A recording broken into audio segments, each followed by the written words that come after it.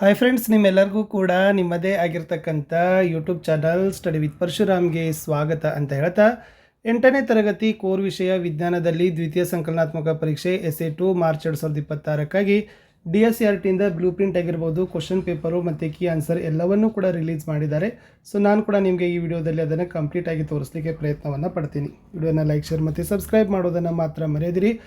ಎಲ್ಲ ವಿಷಯಗಳ ಇಲ್ಲಿ ತನಕ ವಿಡಿಯೋಗಳನ್ನು ಹಾಕಿದ್ದೀವಿ, ಜಸ್ಟ್ ಸೈನ್ಸ್ ಒಂದೇ ಉಳಿದಿತ್ತು. ಸೊ ವಿಡಿಯೋದ ಡಿಸ್ಕ್ರಿಪ್ಷನ್ ಬಾಕ್ಸ್ನಲ್ಲಿಯೂ ಕೂಡ ನಾನು ನಿಮಗೆ ಕೊಡ್ತೀನಿ.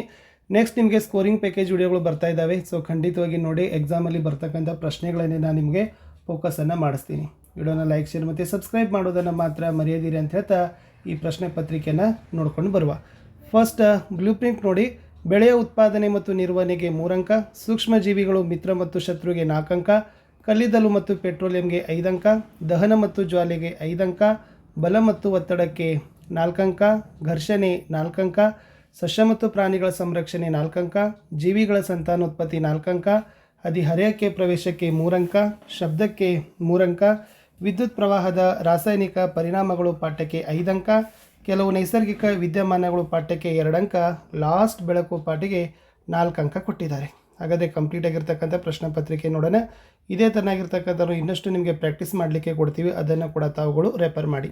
ಫಸ್ಟ್ ಒನ್, ಕೆಳಗಿನವುಗಳಲ್ಲಿ ಬರಿದಾಗದ ಒಂದು ಸಂಪನ್ಮೂಲ ಅಂತ ಕೇಳಿದ್ದಾರೆ. So it's A very easy. Option C, ಸೌರ ಬೆಳಕು ಅನ್ನೋದು ಸರಿಯಾದ ಉತ್ತರ. ನೆಕ್ಸ್ಟ್, ಇಬ್ಬರು ಸಮತೂಕ ವ್ಯಕ್ತಿಗಳು ಮರಳಿನ ಮೇಲೆ ನಿಲ್ತಾರೆ. ಎಕ್ಸ್ ವ್ಯಕ್ತಿಯು ಮರಳಿನ ಮೇಲೆ ಸಮತಲದಲ್ಲಿ ಮಲಗ್ತಾರೆ. ವೈ ವ್ಯಕ್ತಿ ಲಂಬವಾಗಿ ಹಾಗೆಯೇ ನಿಂತಿರ್ತಾರೆ. ಯಾವ ಹೇಳಿಕೆ ಸರಿ ಇದೆ? ಆಪ್ಷನ್ ಎ, ವ್ಯಕ್ತಿ ಎಕ್ಸ್ ಯು ಹೆಚ್ಚು ಒತ್ತಡವನ್ನು ಪ್ರಯೋಗಿಸ್ತಾರೆ ಅಂತಕ್ಕಂಥ ಆಯ್ಕೆ ಇದೆ ನೋಡಿ, ಅದು ಕರೆಕ್ಟಾಗಿರ್ತಕ್ಕಂಥ ಆಯ್ಕೆಯನ್ನು ನೀವು ಬರಿಬೇಕಿತ್ತು. ಪ್ರಶ್ನೆ 3, ಬೋರ್ಡಿನ ಮೇಲೆ ಕೇರಂ ಆಟವನ್ನು ಆಡುವಾಗ ಅತಿ ನುಣುಪಾದ ಪೌಡರನ್ನು ಸಿಂಪಡಿಸ್ತಾರೆ, ಏಕೆ? ಬಿಕಾಸ್ ಆಟದ ಕ್ಷಮತೆಯನ್ನು ಹೆಚ್ಚಿಸ್ತದೆ ಅನ್ನೋದನ್ನು ನೀವೇನು ಮಾಡಬೇಕಾಗಿತ್ತು? ಬರಿಬೇಕು.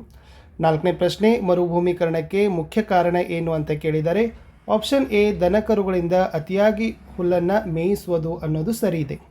5th ಒನ್, ಯಾವುದೇ ಮೇಲ್ಮೈ ಮೇಲೆ ಪತನಗೊಳ್ಳುವ ಬೆಳಕಿನ ಕಿರಣವನ್ನು ಏನಂತ ಕರೀತಾರೆ ಅಂತ ಕೇಳಿದ್ದಾರೆ.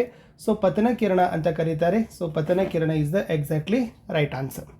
ನೆಕ್ಸ್ಟ್ ಒನ್, 1 ಮಾರ್ಕರ್ ಕ್ವಶನಲ್ಲಿ ಕಾಮಿಡೋಮೋನಾಸ್ನ ಸೂಕ್ಷ್ಮ ಜೀವಿಯ ಚಿತ್ರವನ್ನು ಬಿಡಿಸಿ ಅಂತ ಕೇಳಿದ್ದಾರೆ. ಸೊ ಈ ಥರನಾಗಿರ್ತಕ್ಕಂಥ ಬರ್ತದೆ. ಸೊ ನಿಮ್ಮಲ್ಲಿ ಏಕಕೋಶ ಜೀವಿಗಳಿದ್ದಾವೆ, ಓಕೆನಾ, ಶಿಲೀಂಧ್ರ ಇದ್ದಾವೆ, ವೈರಸ್, ಬ್ಯಾಕ್ಟೀರಿಯಾ ಅವೆಲ್ಲ ಕೊಟ್ಟಿದ್ದಾರೆ ನೋಡಿ, ಪ್ರಾಕ್ಟೀಸ್ ಮಾಡಿಕೊಡ್ರಿ. ಸೊ ವಿಶೇಷವಾಗಿ ನಿಮ್ಗೆ ಏನು ಮಾಡ್ತಾರಪ್ಪ ಅಂದರೆ 1 ಅಂಕಕ್ಕೆ ಪ್ರಶ್ನೆಗಳು ಅಲ್ಲಿಂದ ಕೇಳ್ತಾರೆ. ಸಿಂಪಲ್ ಡಯಾಗ್ರಾಮ್ 1 ಅಂಕದಲ್ಲಿ ಬರ್ತದೆ. ನೆಕ್ಸ್ಟ್ ಮುಂದಿನ ಪ್ರಶ್ನೆಗೆ ಬರ್ತೀನಿ. ರಾಬಿ ಮತ್ತು ಖಾರಿಫ್ ಬೆಳೆಗಳ ಸೂಕ್ತವಾದ ಋತುಗಳನ್ನು ತಿಳಿಸಿ ಅಂತ ಕೇಳಿದ್ದಾರೆ. ಸೊ ರಬಿ ಬೆಳೆಗಳು ಬೆಳೀತಕ್ಕಂಥದ್ದು ಚಳಿಗಾಲದಲ್ಲಿ, ಬಟ್ ಖಾರಿಫ್ ಬೆಳೆಗಳು ಬೆಳೀತಕ್ಕಂಥದ್ದು ಮಳೆಗಾಲದ ಋತುವಿನಲ್ಲಿ. ಇನ್ನು ಸ್ನಾಯು ಬಲ ಮತ್ತು ಗುರುತ್ವಾಕರ್ಷಣ ಬಲ ಎರಡನ್ನೂ ಒಟ್ಟಿಗೆ ಅನ್ವಯಿಸುವಕ್ಕೆ ಒಂದು ಉದಾಹರಣೆ ಕೊಡಿ ಅಂತ ಕೇಳಿದರು. ಇಲ್ಲಿ ಒಬ್ಬ ವ್ಯಕ್ತಿ ಚೆಂಡನ್ನು ಮೇಲಕ್ಕೆ ಎಸೆಯೋದು ಅಂತ ಕೇಳಿದ್ದಾರೆ. ಸೊ ಚೆಂಡು ಮೇಲಕ್ಕೆ ಎಸೆದರೆ ಸ್ನಾಯು ಬಲ ಆಗ್ತದೆ, ಗುರುತ್ವಾಕರ್ಷಣ ಬಲ ಅಂದರೆ ಕೆಳಗೆ ಬರೋದು. ಎಸ್. ನೆಕ್ಸ್ಟ್ ಒನ್, ಮಲಬಾರ್ ದೈತ್ಯ ಅಳಿಲು ಅಳಿವಿನಂಚಲ್ಲಿರುವ ಪ್ರಭೇದವಾಗಿದ್ದು ಅವುಗಳನ್ನು ಸಂರಕ್ಷಿಸಲು ಒಂದು ವಿಧಾನವನ್ನು ತಿಳಿಸಿ ಅಂತ ಕೇಳಿದ್ದಾರೆ. ಇಲ್ಲಿ ಅಳಿವಿನಂಚಿನಲ್ಲಿರುವ ಪ್ರಭೇದಗಳ ನೈಸರ್ಗಿಕ ಆವಾಸ ಸ್ಥಾನವನ್ನು ರಕ್ಷಣೆ ಮಾಡಬೇಕು. ನೆಕ್ಸ್ಟ್, ಅಳಿವಿನಂಚಿನಲ್ಲಿರುವ ಪ್ರಭೇದಗಳ ಜಾತಿಗಳ ಬೇಟೆ ಮಾಡೋದನ್ನು ತಡೆಗಟ್ಟೋದು. ಸೊ ಎರಡರಲ್ಲಿ ಯಾವುದಾದ್ರೂ ಒಂದು ಪ್ರಶ್ನೆಗೆ ನೀವು ಉತ್ತರ ಏನು ಮಾಡಬೇಕಾಗಿತ್ತಪ್ಪ ಅಂದರೆ ಫ್ರೆಂಡ್ಸ್ ಬರೆದ್ರೆ ಖಂಡಿತವಾಗಿ ನಿಮಗೆ ಅಂಕಗಳು 1 ಅಂಕ ಸಿಗ್ತದೆ. ನೆಕ್ಸ್ಟ್ ಒನ್, ದೃಷ್ಟಿ ವಿಕಲರು ಹೇಗೆ ಓದ್ತಾರೆ ಅಂತ ಕೇಳಿದರು. ಸೊ ದೃಷ್ಟಿ ವಿಕಲರು ಬ್ರೈಲ್ ಲಿಪಿಯನ್ನು ಅಳವಡಿಸಿಕೊಂಡು ಓದ್ತಾರೆ. 2 ಮಾರ್ಕರ್ ಕ್ವಶನ್, ಕೊಯ್ದು ಮಾಡಿದ ಕಾಳುಗಳನ್ನು ಸಂಗ್ರಹಿಸಲು ಅನುಸರಿಸುವ ವಿವಿಧ ತಂತ್ರಗಳನ್ನು ಬರೀರಿ ಅಂತ ಕೇಳಿದ್ದಾರೆ. ಸೊ ನಾವೇನು ಮಾಡಬೇಕಪ್ಪ ಅಂತಂದ್ರೆ ಬೆಳೆಗಳನ್ನು ಒಣಗಿಸಿ ನಿರ್ದಿಷ್ಟ ಹೊಂಡಗಳಲ್ಲಿ ಅಥವಾ ಕೊಟ್ಟಿಗೆಯಲ್ಲಿ ಸಂಗ್ರಹ ಮಾಡ್ತಕ್ಕಂಥ ಕೆಲಸವನ್ನು ಮಾಡಬೇಕು. ನೆಕ್ಸ್ಟ್, ಸೆಣಬಿನ ಚೀಲಗಳಲ್ಲಿ, ಲೋಹದ ಡಬ್ಬಗಳಲ್ಲಿ ಸಂಗ್ರಹವನ್ನು ಮಾಡೋದು. ನೆಕ್ಸ್ಟ್, ರಾಸಾಯನಿಕ ವಿಧಾನ ಬಳಸೋದು ಅಥವಾ ರೋಗಕಾರಕ ಸೂಕ್ಷ್ಮಜೀವಿಗಳಿಂದ ರಕ್ಷಣೆ ಅಂದರೆ ಕೀಟಗಳಿಂದ ರಕ್ಷಿಸಲು ಬೇವಿನ ಎಲೆಗಳನ್ನು ಬಳಸ್ತಕ್ಕಂಥ ಕೆಲಸವನ್ನು ಸಹಿತ ನಾವು ಮಾಡ್ಬೋದು. ನೆಕ್ಸ್ಟ್ ಒನ್, ವಸ್ತುಗಳ ಮೇಲೆ ಬಲದ ಯಾವುದಾದರೂ 2 ಪರಿಣಾಮಗಳನ್ನು ಪಟ್ಟಿ ಮಾಡಿ ಅಂತ ಕೇಳಿದ್ದಾರೆ. ಫಸ್ಟ್ ಒನ್, ವಸ್ತುವನ್ನು ನಿಚ್ಚಲ ಸ್ಥಿತಿಯಿಂದ ಚಲಿಸುವಂತೆ ಮಾಡೋದು. ನೆಕ್ಸ್ಟ್, ವಸ್ತುವಿನ ವೇಗವನ್ನು ಬದಲಾಯಿಸೋದು, ಚಲನೆಯ ದಿಕ್ಕನ್ನು ಬದಲಾಯಿಸೋದು, ವಸ್ತುವಿನ ಆಕಾರವನ್ನು ಬದಲಾಯಿಸೋದು ಅಂತಕ್ಕಂಥ ಪಾಯಿಂಟ್ಸ್ ಹಾಕಿ ಬರೆದ್ರೆ ಆನ್ಸರ್ ಕಂಪ್ಲೀಟ್ ಆಗ್ತದೆ. ನೆಕ್ಸ್ಟ್, ಮರು ಅರಣ್ಯೀಕರಣವು ಸಸ್ಯವರ್ಗ ಮತ್ತು ಪ್ರಾಣಿ ವರ್ಗಗಳ ಸಂರಕ್ಷಣೆಯಲ್ಲಿ ಹೇಗೆ ಸಹಾಯ ಮಾಡ್ತದೆ ಅಂತ ಕೇಳಿದ್ದಾರೆ. ಇಲ್ಲಿ ಮರು ಅರಣ್ಯೀಕರಣದಿಂದ ಹೊಸದಾಗಿ ಮರಗಳನ್ನು ನೆಡುವ ಮೂಲಕ ವಾಸಸ್ಥಾನಗಳನ್ನು ಪುನಃ ನಿರ್ಮಿಸ್ತಾರೆ. ಆಮೇಲೆ ಮತ್ತೆ ಇದು ಪ್ರಾಣಿ ಮತ್ತು ಸಸ್ಯಗಳ ಜೀವ ಬಾಳಿಕೆಗೆ ಸುರಕ್ಷಿತವಾಗಿರ್ತಕ್ಕಂಥ ಪರಿಸರ ನಮಗೆ ಮರು ಅರಣ್ಯೀಕರಣ ಏನು ಮಾಡ್ತದಪ್ಪ ಅಂದ್ರೆ ಒದಗಿಸ್ತದ ಅಂತ ಬರೆದ್ರೆ ಸಾಕು. ಒಂದು ಚಿತ್ರ ಗಮನಿಸಿ. ಈ ಚಿತ್ರದಲ್ಲಿ ಯಾವ ಪರೀಕ್ಷಕದ ದಿಕ್ಸೂಚಿಯ ಸೂಜಿ ಹೆಚ್ಚು ದೋಷಗಳನ್ನು ಹೊಂದಿದೆ ಅಂತ ಕೇಳಿದರೆ, ಇಲ್ಲಿ ನಲ್ಲಿ ನೀರಿದೆ, ಇಲ್ಲಿ ಸಮುದ್ರದ ನೀರಿದೆ. ಸೊ ನೋಡಿ, ಸಮುದ್ರದ ನೀರಿನಲ್ಲಿನ ಪರೀಕ್ಷಕ ಹೆಚ್ಚು ವಿಚಲನೆಗೊಳ್ಳುತ್ತದೆ ಏಕೆಂದರೆ ಸಮುದ್ರದ ನೀರು ಹೆಚ್ಚು ಲವಣಗಳನ್ನು ಹೊಂದಿರ್ತದೆ, ಹೀಗಾಗಿ ಹೆಚ್ಚು ಪ್ರವಾಹವನ್ನು ನಡೆಸ್ತದೆ ಅನ್ನೋದನ್ನು ನೀವು ಬರೆದ್ರೆ ಆನ್ಸರ್ ಕಂಪ್ಲೀಟ್ ಆಗ್ತದೆ. ನೆಕ್ಸ್ಟ್ ಒನ್, ಭೂಕಂಪಗಳ ವಿಕೋಪಗಳು ಎಂದು ಪರಿಗಣಿಸಲಾಗುವುದು, ಈ ಹೇಳಿಕೆಯನ್ನು ಸಮರ್ಥಿಸಿರಿ ಅಂತ ಕೇಳ್ತಾರೆ. ಎಸ್, ಭೂಕಂಪನಗಳನ್ನು ವಿಕೋಪ ಅಂತಲೇ ಕರೆಯೋದು. ಬಿಕಾಸ್ ಇವು ಭೂಕಂಪದಿಂದ ಕಟ್ಟಡಗಳು ಕುಸಿತವಾಗ್ತವೆ, ಜೀವಹಾನಿ ಆಗ್ತದೆ, ಅಪಾರ ಸಾವು ನೋವು ಆಗ್ತದೆ ಅನ್ನೋದನ್ನು ನೀವೇನು ಮಾಡಬೇಕಾಗಿತ್ತು, ಪಾಯಿಂಟ್ಸ್ ಹಾಕಿ ಬರಿಬೇಕು. ಇನ್ನು ಮಾನವನ ಕಣ್ಣಿನ ರಚನೆಯನ್ನು ತೋರಿಸ್ತಕ್ಕಂಥ ಚಿತ್ರ ಕೇಳಿದ್ದಾರೆ. ಸೊ ಚೆನ್ನಾಗಿ ಕಣ್ಣಿನ ರಚನೆಯನ್ನು ತೋರಿಸ್ತಕ್ಕಂಥ ಚಿತ್ರವನ್ನು ಬಹೆಟ್ ಮಾಡಿ ಫ್ರೆಂಡ್ಸ್. ಈ ಚಿತ್ರ ನಿಮಗೆ ಖಂಡಿತವಾಗಿ ಅಂಕಗಳನ್ನು ತಂದು ಕೊಡ್ತದೆ.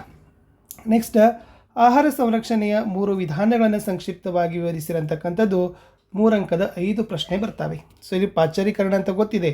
ಅಂದರೆ ಹಾಲನ್ನು 70 ಡಿಗ್ರಿ ಸೆಲ್ಸಿಯಸ್ನಲ್ಲಿ 15ರಿಂದ 30 ನಿಮಿಷಗಳ ಕಾಲ ಕಾಯಿಸೋದು, ಆಮೇಲೆ ತಕ್ಷಣ ತಂಪು ಮಾಡೋ ಪ್ರಕ್ರಿಯೆಯನ್ನು ಪಾಶ್ಚರೀಕರಣ ಅಂತೀವಿ. ಇದರಿಂದ ಸೂಕ್ಷ್ಮ ಜೀವಿಗಳ ಬೆಳವಣಿಗೆಯನ್ನು ನಾವು ಏನು ಮಾಡ್ಬೋದಪ್ಪ ಅಂದರೆ ತಡಿಬೋದು. ಇನ್ನು ಎರಡನೇದು ರಾಸಾಯನಿಕ ವಿಧಾನ ಅಂತ ಬರ್ತದೆ. ಅಂದರೆ ಸೂಕ್ಷ್ಮ ಜೀವಿಗಳ ಬೆಳವಣಿಗೆಯನ್ನು ತಡೆಗಟ್ಟಲು ಉಪ್ಪು ಅಥವಾ ಆಮ್ಲ ಸಂರಕ್ಷಕಗಳನ್ನು ಉಪ್ಪಿನಕಾಯಿಗೆ ಬಳಸ್ತೀವಿ. ಥರ್ಡ್ ಒನ್, ಸಂಗ್ರಹಣೆ ಮತ್ತು ಪೊಟ್ಟಣ ಕಟ್ಟುವಿಕೆ ಅಂತ ಕೇಳ್ತಾರೆ. ಓಕೆನಾ.